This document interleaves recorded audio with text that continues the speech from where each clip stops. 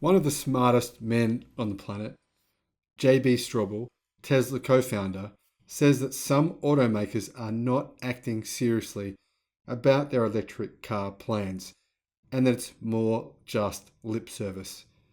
Is he right? Hello, my friends. Welcome to the Electric Viking. Fantastic to see you. Hope you've had an awesome day. Thank you for your support on the channel. For some of you who have been here for the last few months, obviously this channel only started this year, around about 5 to 6 months ago now. Thank you to those of you who were there at the start and have been here all the way along. Great to still see you here and commenting on the videos. Thanks for your support. Now, I do now have YouTube memberships available. What you'll get as part of the membership is if you subscribe to the membership, you'll actually get additional special videos every week that are only for members. In addition to that, you'll also get early access to videos. So videos, you'll see them 24 hours before everyone else does. And obviously, the idea with this channel is we release news as quickly as we can. Obviously, we make about 4 to 5 videos per day. So we're releasing more news than I think anyone else is in this space. Now, it's been clear to anyone who has been following electric cars for a while that the core matter for growth, whether a company or the industry as a whole, is batteries. It is batteries, clearly. Batteries. They are the core issue with electric cars. Now, Hyundai makes a sensational car, the Ioniq 5. In fact, probably hundreds of thousands of people would own one right now if Hyundai would make enough of them. But they do not. Why? Well, probably one of the reasons is they don't have the supply.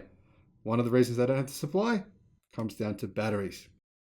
Clean Technica says that one of the big takeaways was that there was not enough firm commitments for battery minerals to actually match EV sales targets and expected growth a few years from now, and there certainly aren't enough firm commitments for sales targets and expected growth a handful of years from now. I agree.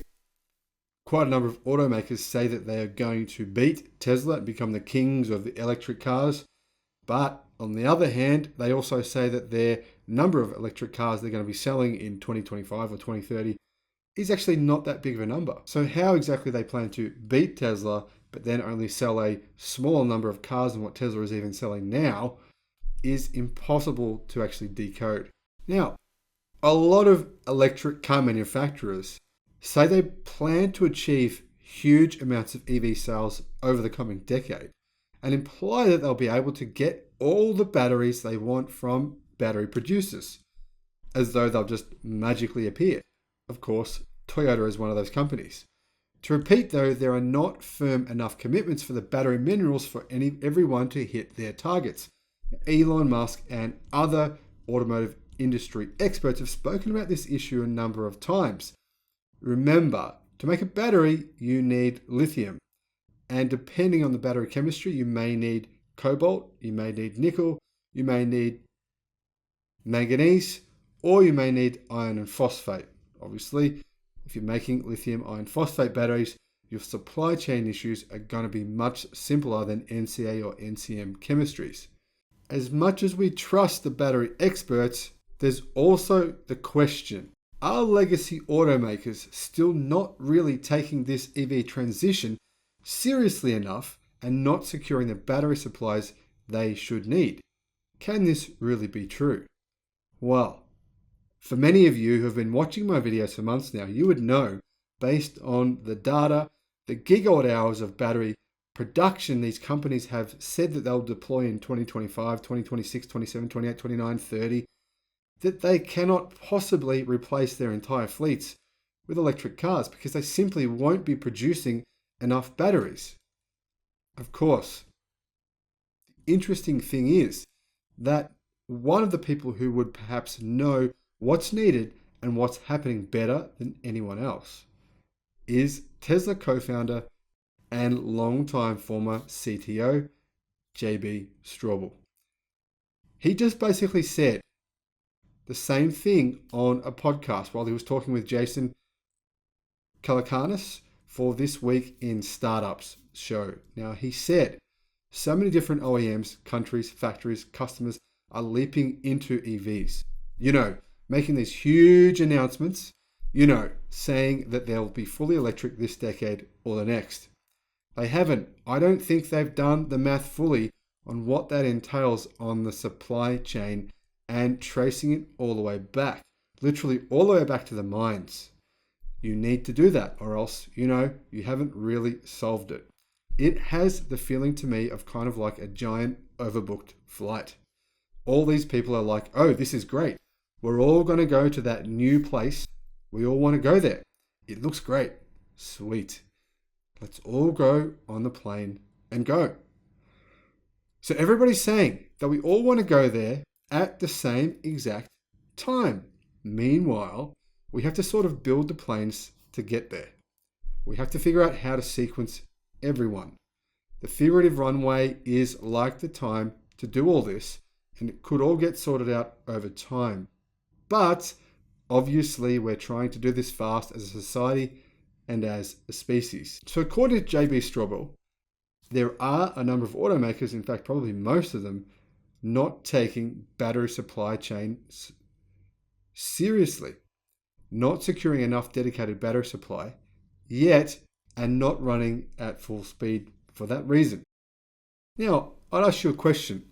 How many times have you heard Hyundai, BMW, Toyota, Honda, Nissan, General Motors, Ford, Stellantis Group, Renault, Peugeot, Citroën, or Subaru actually talk about their supply chain for batteries?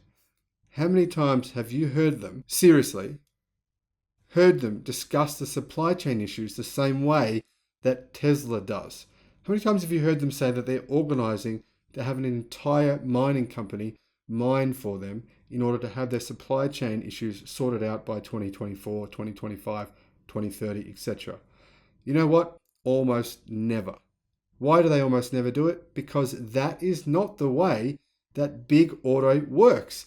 They outsource, they outsource, they outsource. That's not their problem. They don't want to deal with these batteries. They don't want to have to deal with battery supply chain. They don't have to deal with materials. We'll outsource that. We'll outsource that. Don't worry. We'll just outsource. It's what we've always done. What percentage of a car that's made by one of the mainstream automotive manufacturers that you probably own one of their cars actually is manufactured in-house by that company? Probably no more than 5%. Most automotive companies have a parts catalog that are not their own parts. And they will pick parts from there, from Bosch, from Magna, from all the auto suppliers all around the world. They don't usually do things in the weird way that BYD and Tesla do. Vertical integration is foreign to most automotive car companies. So therefore, JB Straubel is 100% correct. They have not prepared correctly for this, because even when they've come up with numbers by saying, well, Toyota said we're going to have, 170 gigawatt hours of battery production in 2030. Well, they haven't done the maths, because that would only have accounted for about 25% of their entire fleet. 25% by 2030, when nobody will want ICE and petrol diesel vehicles, and in many countries that won't be legal to even sell them there, doesn't make sense. And Toyota is not the only one doing this. Almost every automotive company is doing this. This includes the best of the best. There are very few companies that are actually allocating enough supply in the way that Tesla is doing. I know you think, well, you're a Tesla stan, but I'm not. Because think about this. Tesla is literally putting in place the supply chains needed to have enough batteries. Look at the numbers they're planning for. It's in their terawatt hours. No other automaker in the world has come anywhere near close to working towards having that kind of battery deployment. No other automaker is saying, we're going to make batteries in-house at various different factories around the world. We're going to get CATL to build a factory for us, just to supply us in China. We're going to continue to get battery supply from CATL from other locations, from LG Chem, from Panasonic. There is no other automaker that is coming anywhere near close to having the batteries that they need. So yes, this will be an issue. The issue will be, by the time when people no longer want ancient, outdated, old school dinosaur technology, people will want a smartphone because they can have a smartphone for the same price as an old Nokia with all the manual buttons on it. When people realize that, they realize that their smartphone, in addition to that, an electric car will last twice as long as a petrol car. So if they're able to get their electric car on par with an ICE vehicle, which you already are in China right now, then what's going to happen is they're paying $20,000 for a car. Or let's say you paid $30,000 for your car, whether that's petrol or electric, but you know your electric car is going to last twice as long. You'd have to be a mental case to purchase the petrol car. And companies seriously are not planning on having their entire fleets electrified. Almost nobody is doing this, not even Volkswagen, who, believe it or not, is in the best place of all the big OEMs. That is why this disruption is going to be absolutely insane. Chinese automakers are seeing this happening, seeing these numbers, looking at the maths. They're actually probably seeing what these companies are saying. They're saying, Ford saying, we're going to have this many gigawatts of battery production by 2030. GM saying the same thing. Toyota saying the same thing. And you can't tell me that other companies are not going, okay, let's do the maths on this. This is the amount of gigawatt hours they're going to have in 2030. This is the number of cars they sell. Therefore, they'll only 20% of their cars will be on sale in 2030. Why don't we just take over that market? That's what's happening right now. So, the ICE manufacturers of today need to step up or go bankrupt. They have no choice but to go in all the way. Like Charles Bukowski said, if you're going to try, go all the way. Otherwise, don't even start. If you're going to try, go all the way. This could mean losing girlfriends, wives, relatives, jobs, and maybe even your mind. It could mean not eating for 3 or 4 days, or not selling your petrol cars for a year. It could mean freezing on a park bench. It could mean jail. It could mean derision, mockery, isolation. Isolation is the gift. All the others are a test of your endurance, of how much you really want to do it. And you'll do it, despite rejection and the worst odds. And it will be better than anything else you can imagine. If you're going to try, go all the way. There is no other feeling like that. You will be alone with the gods, and the nights will flame with fire. Do it, do it, do it. Go all the way. You will ride life straight to perfect laughter. It's the only good fight there is. Go all the way or go bankrupt. And that's all there is to it. Thank you for your support. Thank you for watching the videos, for subscribing, for liking. I appreciate everything you do, and hope you have an awesome day. I'll see you on the next one. Bye-bye.